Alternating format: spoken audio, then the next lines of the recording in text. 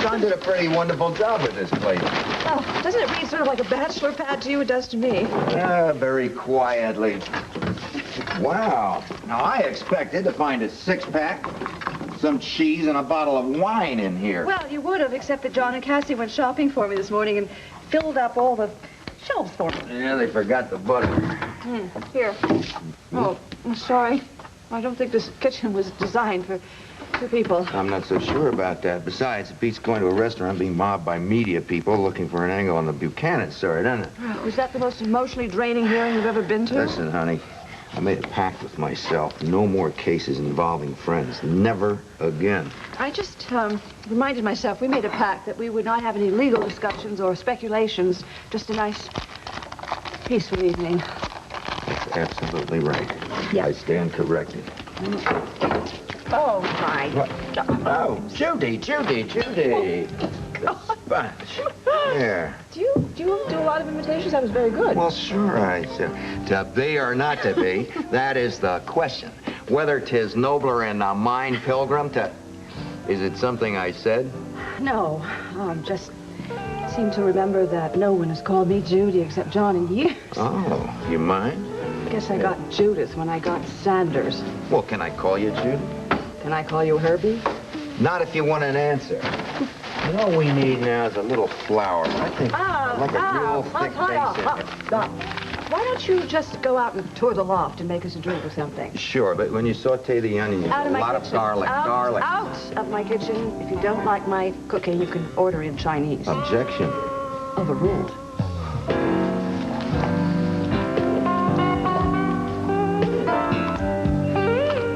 I thought we were having a beef casserole. Well, while you were touring around the loft, I found a chicken. Chicken?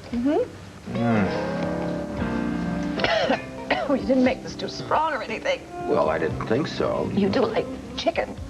If it's done right. Absolutely. Where's the chervil? Oh, forget it. This kitchen isn't stocked like that. Any margarine around here? No, thank heavens. Oh, it's quite remarkable in chicken. It's good in lamb and beef stew, but chicken? Where did you learn to cook? On my mother's knee. We need sage. This doesn't have a label, but what the heck, let's try it. Well, if you don't like it, you can order Chinese. You know, I think it's time I took over, don't you? Forget it. I sense a little competition here. Certainly not from me. No, not much. You can take the lawyer out of the chicken, but you can't take the chicken out of the lawyer. Whatever that means. Well, look, it makes life a little more interesting. As long as you don't get too competitive. And where did you learn to cook, my darling? Cordon bleu in France. You're kidding. Well, I mean, I sort of took from a cook who took from a cook who studied at the Cordon Bleu. And built the house that Jack built. Right. Do you realize that's the first glimpse of your personal life I've ever had? I mean, I know something about you professionally and your family. But... Well, we're on an equal basis. I know very little about your personal life, except what I hear, and it's hearsay. Yeah, for two people who almost froze to death in a freezer, we don't know very much about each other, do we? I learned a lot about you in that horrible experience. You're a very courageous and strong man. I was mad as hell. Courage had nothing to do with it.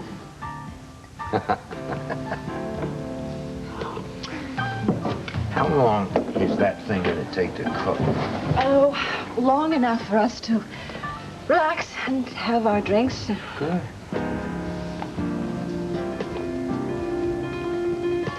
Do you think we're ever going to see Jamie again? Well, it's hard to say. Part of me wants to see him, and part of me doesn't. I'm all right. I'm handling it just fine, considering the situation. I know. It's tough, especially with that other thing.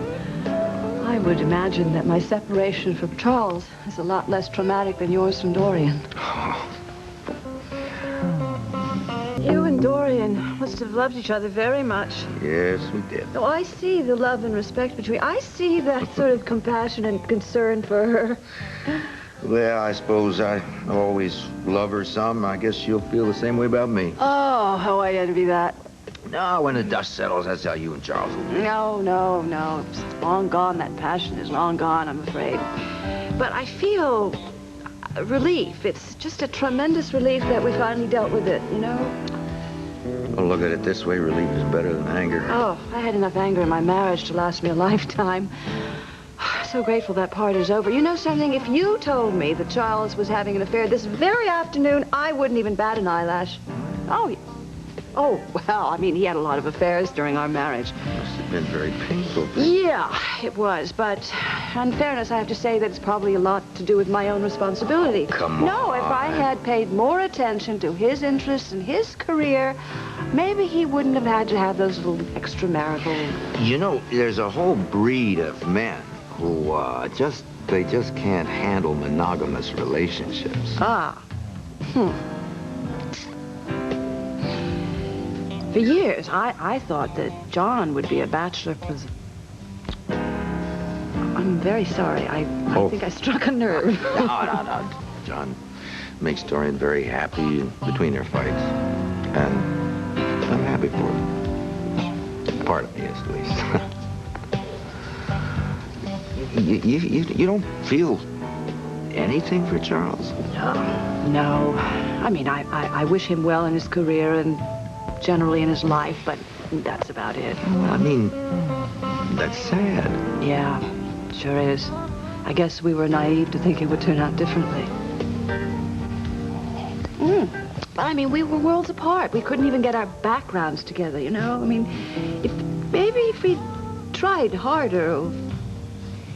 This conversation is getting just a little too heavy for me. I think it's time for me to check the rice, and maybe you could get me a little drink. Okay?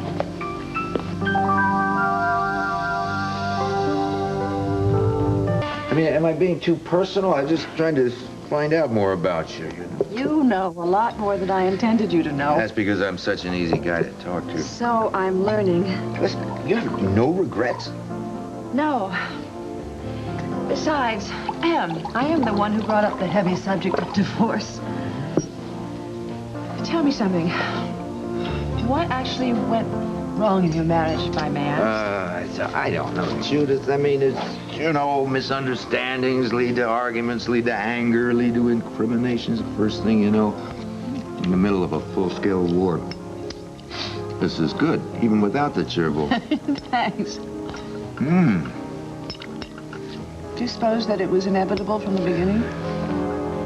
Dorian, well, I don't know. Maybe we weren't meant to be together. Who knows? Sometimes love is not enough.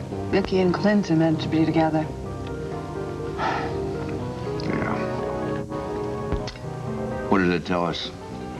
The happiness is out of everybody's reach? Oh, God, I hope not. I mean, just because my marriage doesn't work doesn't mean it can't work with someone. I mean, you could have the same careers and passion and make it last. Utopia? Well, I wouldn't object to a little disagreement now and then. I'm not looking for perfection. Am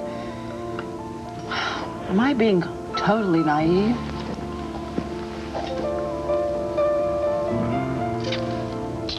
You're looking at a guy who still believes in rainbows. Here's to hope and happiness. I'll drink to that.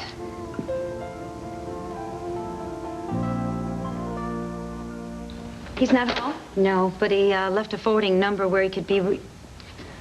I know this number. It's John's apartment. Oh, my. Judith doesn't waste any time at all, does she? Where are you going? I'm going to get Herb. I'm going to rescue him from that lioness's den and get him to take you down to the police station. Dorian, don't you think that might be a little awkward? No, not for me. Besides which, the important thing is to get him to go with you. Oh, we can do that tomorrow. No, you stay put until you hear from me now. Is that clear?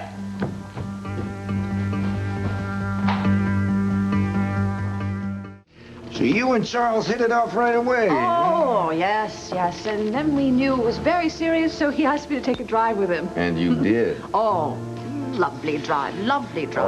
We went up this long, narrow road, and there was this enormous mansion. I thought, oh, my God, we're going to be arrested for trespassing. But actually, he said he wanted me to meet someone.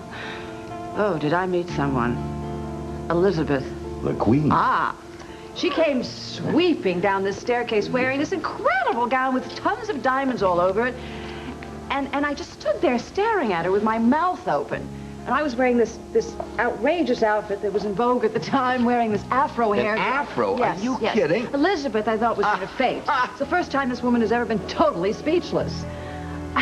She just kept looking at me, and I kept looking at, and then she'd look at Charles, and she'd look back at me, and finally, I started babbling, just like I am right now, about the house and the grounds, and finally, she said, Charles, pour some sherry. And then she looked at me, and she said, so you're Charles's friend, the actress. Did you tell her you were a lawyer? Of course, but she didn't believe that until Charles reeled off 1,000 accomplishments. Oh, wait, it gets better. No, actually, it gets worse.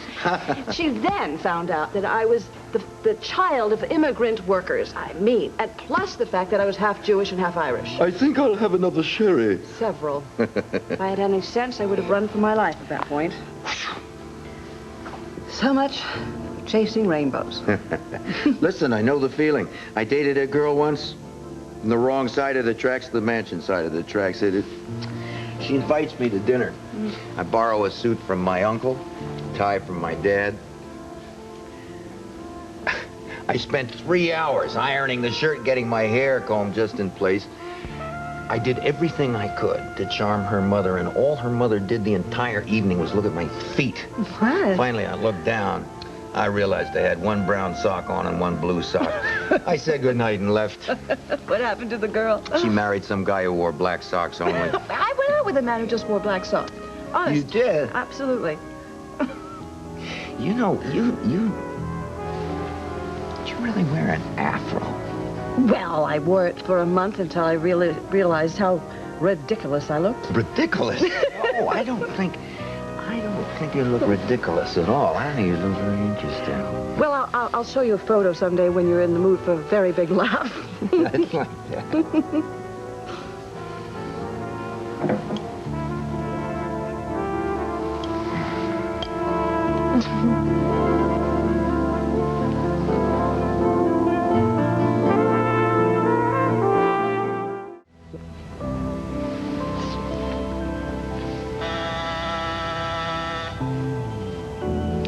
The doorbell? Yeah, I think so. Expecting anyone? No. Good. Herb. What? Herb, that could be John. He could have had a fight with Dorian and want to be put up for the night. If we're very quiet, he'll turn around and leave. Yeah, I know, but Herb, he has a key, and he could just, barge in here and... On the other hand, he'll turn around and go away, won't he? Yeah, I'll be right back.